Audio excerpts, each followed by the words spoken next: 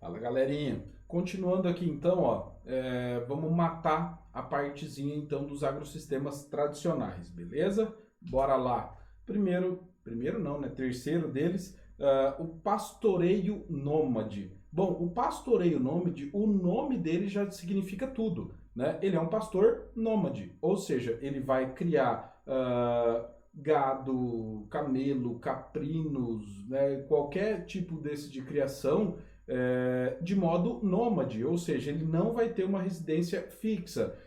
Vale a pena já desde o início você pensar onde eu vou conseguir criar qualquer bicho, qualquer animal assim, solto, né? Só em regiões de baixíssimo povoamento, né? Principalmente ó, regiões desérticas e montanhosas, ou então em regiões que somam aí as duas coisas, né? Regiões de desertos frios, né? Deserto de Gobi, por exemplo, tem população que é nômade. O que que isso vai significar? Bom, é um cara que vai viver nessas regiões e ele vai buscar água e pastagem, beleza? Então, olha só a situação dos tuaregs que vivem lá no deserto do Saara. O cara vai ficar andando aí com sua frota de camelos pelo deserto, ele está buscando essas duas coisas, né? Água e pastagem. Tem de sobra no deserto, né? Ou seja, o cara vai precisar conhecer muito bem essa região, né? Por quê? Porque simplesmente se ele não achar, se ele não reconhecer, se ele não manjar muito do clima, ele pode morrer lá no meio do deserto, né? Aqui a gente tem uma outra condição, que é na África, né? Essa população aí, né, tribal, eles vão viver então relacionados ao gado. Então, o que que eles fazem? Eles sempre vão migrando para as regiões buscando melhores pastagens, né? O que não é também uma tarefa fácil, beleza? Eles então vão precisar reconhecer muito bem todas as características climáticas. Olha só, os caras recolhendo água no meio do deserto, né? Não é qualquer região do deserto que você chega, cava assim, você consegue achar água, né? Então, lógico que esses caras já mantêm aí algumas rotas, alguns lugares garantidos, né? Uma vez eu vi um documentário que esses caras, eles, principalmente na região sul da África, eles ficam meio que de olho nos elefantes, porque os elefantes conseguem achar água, eles cavam, esperam os elefantes irem embora, aí, os elefantes que cavam, né? Eles esperam os elefantes irem embora, cavam mais e conseguem água. Ou seja, muito doido, né?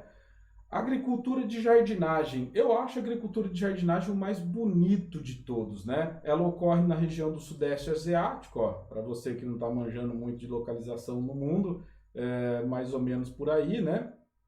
E daí, o que que eles vão fazer? Eles produzem arroz, é a risicultura. Para você também criado no parquinho, ó, que nunca viu um pé de arroz, ele é assim, tá? Só que é lógico, esse aí ele não está produzindo ainda. Depois ele forma um pendãozinho com arroz, fica bem bonitinho.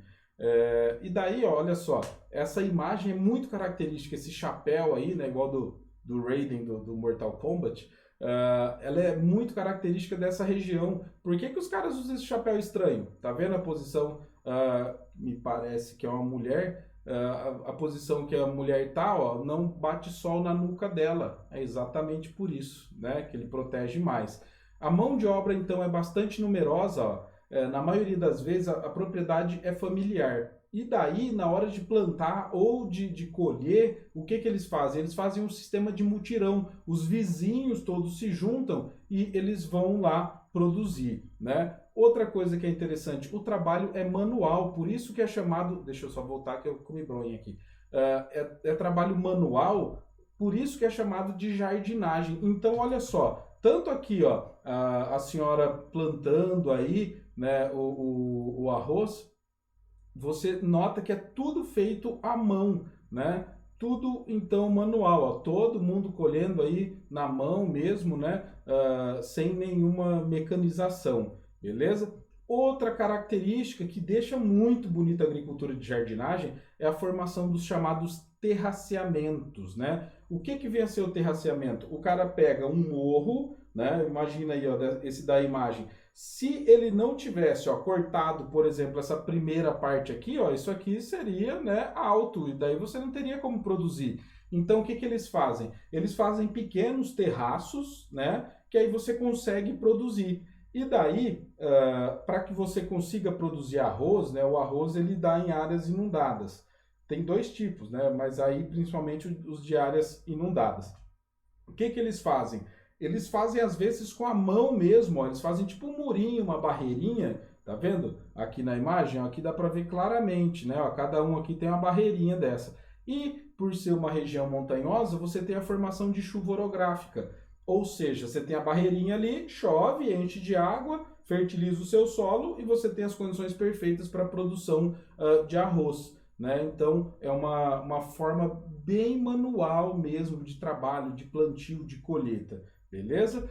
Outro ponto muito importante é, você vai ter aí nessa região a maior produção de arroz do mundo, só que o consumo é interno. Você bem pode ver que a alimentação dessa região do Sudeste Asiático é bastante marcada pela presença de arroz. Beleza? E, para a gente fechar, agricultura mediterrânea. A agricultura mediterrânea, digamos assim, ó, ela é a que resiste mais bravamente ao uso da tecnologia. Por quê? Porque o consumidor ele vai ter uma frescura imensa, né? Por quê? Bom, aí nessa região você vai produzir vinho, azeite, né? Em alguns casos tâmaras, né? E alguns outros cítricos. Mas a produção de vinho, ela é a mais importante dessa região. Por quê? Porque devido ao clima mediterrâneo, que vai ter poucas chuvas, né? Vai ser praticamente ali um semiárido, tá bom? Você vai ter as condições perfeitas para a produção de vinho. Todo mundo diz que o vinho de lá é muito melhor, muito mais encorpado do que de qualquer outra região do mundo. Os azeites também serão os mais caros do mundo, né? Tanto é que você vai no mercado, você bem pode ver o preço de vinho, de azeite da região do Mediterrâneo, ou seja, Portugal, Espanha, França, da Grécia, da Itália, todos eles terão um valor um pouquinho maior. Então, ó, essa aí é uma vinicultura, você bem pode ver, não tem segredo nenhum. Por quê? Bom, porque o que eles querem é exatamente isso, ó, nada de tecnologia. Você vai lá, planta, né, a videira, daí ela vai crescer, vai produzir, você vai lá, faz o vinho. E principalmente uma coisa que é muito interessante é o seguinte, olha só, bem pode ver um castelo aí no fundo, né? Uma coisa que é interessante é que tem alguns hotéis nessas viniculturas aí que, meu, você paga caro pra cacete para você ajudar a produzir o vinho. E principalmente, eles não querem, tipo, a tecnologia máxima. Você tem um alicate para cortar ali a videira.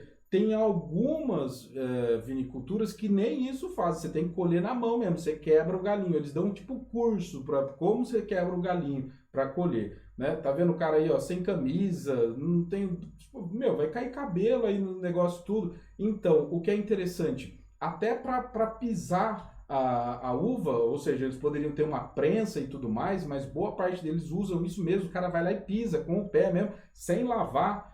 Por quê? Porque alguns estudos que foram feitos demonstram que se tiver um pouquinho do solo, ele também ajuda, né, no gosto final do vinho. Fala, puta que pariu, por isso que é ruim pra cacete. Não, mas é lógico, né? Vai passar pelo processo de fermentação e tudo mais, você não vai sentir o chulé da pessoa que pisou o vinho, né? Então, logicamente que isso vai estar relacionado todo esse valor que você consegue atingir com essa localização. Então, todos os lugares do mundo que o clima é próximo ao Mediterrâneo, você tem uma produção de vinho para tentar ganhar dinheiro. Já pensou se eu faço isso em estufa? Eu monto uma estufa na minha casa, coloco as condições climáticas perfeitas da região, né? Sei lá, viajo lá, compro uns 20 balde de terra e produzo na minha casa. Mas para que você vai fazer isso? Bom, eu faria isso por conta disso aqui, ó. Tá vendo? Champanhe Dom Perignon, R$ 26.000. E tem um outro detalhezinho também, tá? O champanhe Dom Perignon, ele pode ser chamado de champanhe, porque só é champanhe o espumante que é produzido na região de Champagne, na França. Se não for, não é um champanhe, é só um espumante, né? Ou seja, vale a pena nesse valor, né? Então, senhores, ó, abraço. Bons estudos aí para vocês e até mais. Tchau, tchau.